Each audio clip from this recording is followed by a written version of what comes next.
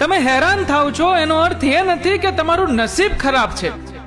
એનો અર્થ એ છે કે તમારો સ્વભાવ જરૂર કરતા વધારે સારો છે. મારી પાસે એવા માણસને નફરત કરવાનો ટાઈમ નથી કે જે મને નફરત કરે છે, કેમ કે હું એવા લોકોમાં વ્યસ્ત છું જે લોકો મને પ્રેમ કરે છે. ભૂખ તો સંબંધોને પણ લાગે છે, બસ લાગણીઓ સ્વાદિષ્ટ હોવી જોઈએ.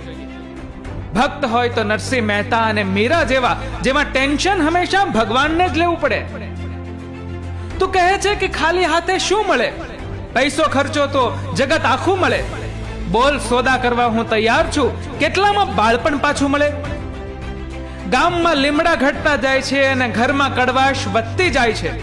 હોઠો પરથી શુગર ઘટી છે અને ત્યારથી જ લોહીમાં શુગર વધી છે. મને નથી ખબર કે હું એક સારો મિત્ર છું કે નહીં, પણ મને એ ખબર છે કે મારી મિત્રતા જેમની સાથે છે તે બધા સારા મિત્રો છે. ઘર નાનું હોય કે મોટું, પણ જો મીઠાશ ન હોય તો માણસ તો શું, કીડીઓ પણ નથી આવતી. પ્રેમ અને દોસ્તીમાં ચડિયાતી દોસ્તી છે.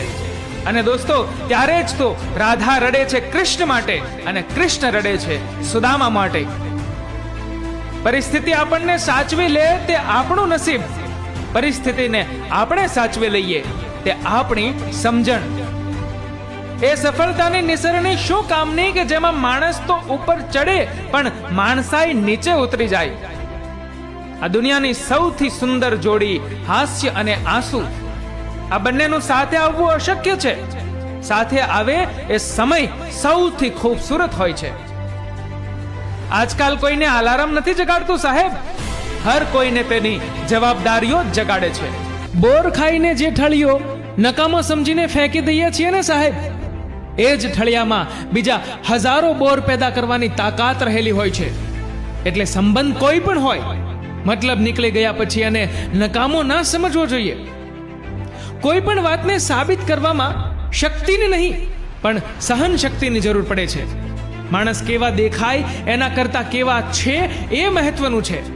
કારણ કે સૌંદર્યનું આયુષ્ય માત્ર જુવાની સુધી અને ગુણોનું આયુષ્ય આજીવન સુધી સાથે રહે છે. ગમતું હોય એ મળતું નથી ને મળે છે એ ગમતું નથી. ગજબ સે જિંદગીની રમતો, આવે જ્યારે ત્રણ એકા ત્યારે સામે કોઈ રમતું નથી. આજના સમયમાં જન્મ અને મૃત્યુ બંને મોંઘા થઈ ગયા છે, કેમ કે સિઝેરિયન વગર કોઈ આવતું નથી અને વેન્ટિલેટર વગર કોઈ જતું નથી. સંબંધ માપવાના જીવનમાં કોઈ ત્રાજવા નથી હોતા. એ તો તમારું વર્તન જ કહી દે છે કે કોણ કેટલું કિંમતી છે. જે મળ્યું છે એમાં ખુશ છીએ વાલા, કેમ કે અમે જે જીવી રહ્યા છીએ એ હજી ઘણા લોકોનું સપનું છે. જીવનમાં એક વાત ક્યારેય ના ભૂલતા, જેણે તમને જીતતા શીખવ્યું એને હરાવવાના સપના ક્યારેય ના જોતા. સંજોગો સામે લડતા શીખો, આંસુ પીને હસતા શીખો. દુનિયામાં રહેવું હોય તો દુનિયાથી ડરો નહીં, દુનિયા તો દરિયો છે, આ દરિયામાં તરતા શીખો. જિંદગીમાં ભલે હજારો મતલબી લોકો ભટકાય, પણ એક સાચી લાગણી વાળી વ્યક્તિ મળે એટલે હિસાબ બરાબર થઈ જાય. હસીને જોવામાં અને જોઈને હસવામાં બહુ જ ફરક છે. પરિણામ બદલાઈ જાય છે અને ક્યારેક સંબંધ પણ. ખૂબ જ વિચારવા જેવું. વધતી જતી આ ઊંચી ઇમારતો કે ફળિયું શું રૂપાળું છે? ચકલીને પૂછો સિમેન્ટની છત કે નળિયું શું હુફાળું છે?